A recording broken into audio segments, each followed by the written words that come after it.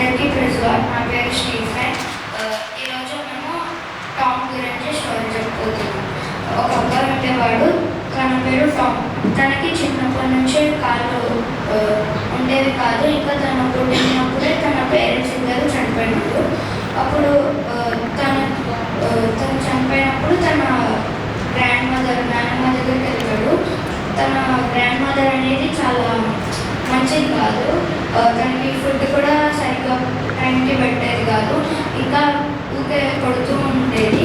అప్పుడు తను టామ్ అనే వ్యక్తి బయటికి వెళ్ళి చిన్న చిన్న పనులు చేసుకుంటూ కొంత అమౌంట్ తీసుకొచ్చి నాన్నమ్మ తీసుకుంటేవారు. ఆ గ్రాండ్ మదర్ తీసుకుంటే అప్పుడు తనకి ఫుడ్ పెడుతుండే.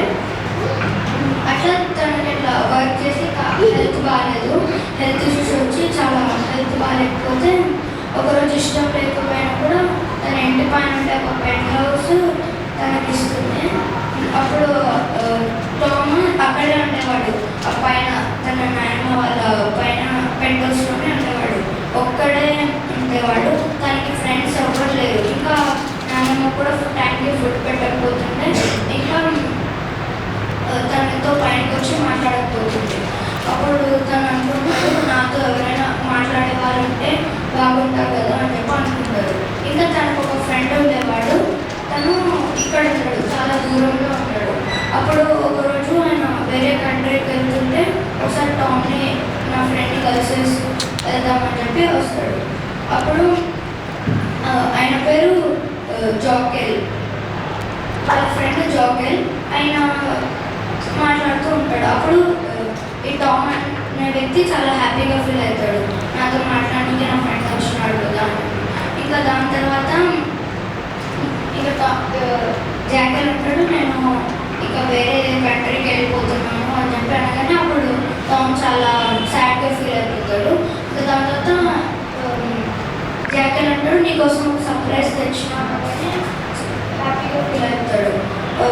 నా కోసం మా ఫ్రెండ్ తెచ్చినాడు కదా అని చెప్పి. ఇంకా తన పాకెట్లో నుంచి తీసి ఒక కాయిన్ ఇస్తే అప్పుడు దానికన్నా ముందు టామ్ అనుకుంటాడు, నా దగ్గర ఒక బైబిల్ ఉంటే బాగుంటుండే కదా, నేను దాంట్లో వాక్యం చదువుకుంటూ దేవునితో మాట్లాడతాను అని చెప్పి అంటున్నవాడు.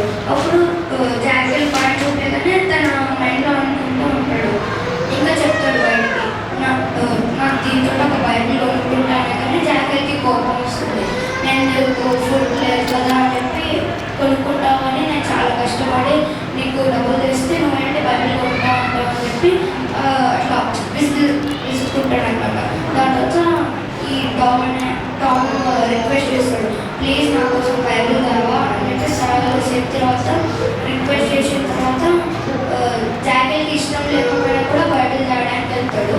ఇంకా దాని తర్వాత బైబిల్ చేస్తాడు. ఇంకా టామ్ చాలా హ్యాపీగా ఫీల్ అయ్యి ఇంకా రోజు ఆ బైబిల్ని చదువుతూ ఉంటాడు. ఇంకా దాని తర్వాత ఒకరోజు వాళ్ళ విండో దగ్గర రోజు చదువుతూ ఉంటాడు. ఒకరోజు వాళ్ళ విండో దగ్గర నుంచి కిందికి చూస్తూ ఉంటాడు. చూస్తుంటే తనకు ఒక ఐడియా వస్తుంది, నేను రోజు బైబిల్ చదువుతాను కదా, దీంట్లో నుంచి కొన్ని వాక్యం తీసి కిందికి వేస్తే చదువుకుంటాను కదా అని చెప్పి వాక్యం రాస్తూ ఉండేవాడు. దాని తర్వాత రోజు ఒక హ్యాబిట్ అంటే ఒక హాబీలాగా రోజు కింద పాడేస్తూ ఉండేవాడు.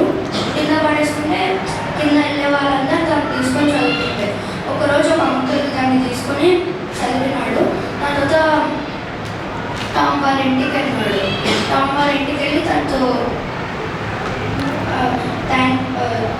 ఇది ఈ కాగితాలన్నీ పాడేసింది నువ్వేనా అని చెప్పి అడుగుతాడు. దాంతో టామ్ అంటే అవును ఇవి పేపర్స్ పాడేసింది నేనే అనగానే అంకుల్ అంటాడు, థ్యాంక్ యూ సో మచ్, మీ వల్ల నేను చాలా ఈరోజు హ్యాపీ ఉన్నా అని చెప్పి అంటాడు. ఇంకా దాని తర్వాత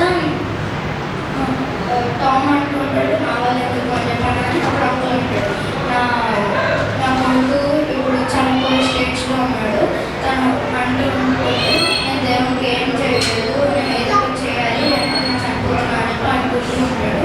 ఇప్పుడు నువ్వు ఒకటి వచ్చినా దానివల్ల నేను చాలా హ్యాపీగా ఉన్నాడు. ఇప్పుడు అనిపిస్తుంది నా కొడుకు ఏం చనిపోడు అని చెప్పి అంటాడు. ఇక దాని తర్వాత టామ్ ఒక హ్యాబిట్ లాగా అవుతుంది. దాని తర్వాత అంకుల్ అడుగుతాడు, నువ్వు ఎందుకు ఇలా ఉన్నప్పుడు వ్యాధి అంటే నాకు చిన్నప్పటి నుంచి పేరెంట్స్ లేరు, ఇంకా నేను డ్యూటీవాడిని అదంతా చెప్పిన తర్వాత అంకుల్ అడుగుతాడు, నేను హాస్టల్లో జాయిన్ చేయాలా అని చెప్పి. దాని తర్వాత టామ్ చాలా హ్యాపీగా ఫీల్ అయ్యి ఓకే అంకుల్ అని చెప్పి అంటాడు. దాని తర్వాత ఇంకా ఆ రోజు నుంచి ఇంకా టామ్ కొన్ని రోజులైతే చనిపోతాడు. అప్పుడు ఈ అంకుల్ వాళ్ళ కొడుకు అనుకుంటాడు, నాకు అన్నీ బాగానే ఉన్నాయి కదా, టామ్కి అయితే కాలు లేవు, అయినా కానీ ఎలాగో ఒక విధంగా తను స్వార్థ అయితే మంచినాడు, పేపర్స్లో రాసి దాంట్లో చదివినారు, నేనెందుకు అట్లా నాకు కాళ్ళు బాగానే ఉన్నాయి కదా, నేను ఎందుకు స్వార్థ చేయలేదని చెప్పి టామ్ చనిపోయినాడు కదా, టామ్ బైబిల్ తీసుకొని డిఫరెంట్ వేరే వేరే కంట్రీస్కి వెళ్ళి స్వార్థ చెప్పినాడు. ఇంకా ఈ అంకుల్ ఎవరైతే ఉన్నారో ఆయన కూడా అదే అనుకుని ఇన్స్పైర్ అయ్యి చాలా చర్చెస్ అయితే కట్టినారు. ఈ టామ్ వల్ల మనం ఇంకా చాలా నేర్చుకోవచ్చు. టామ్కి బాగాలేకపోయినా కూడా తను స్వార్థ చేస్తున్నాడు. ఇంకా మనం కూడా ఎలాగో ఒక విధంలో దేవునికి హెల్ప్ అయ్యేలా ఉండాలి. Thank you.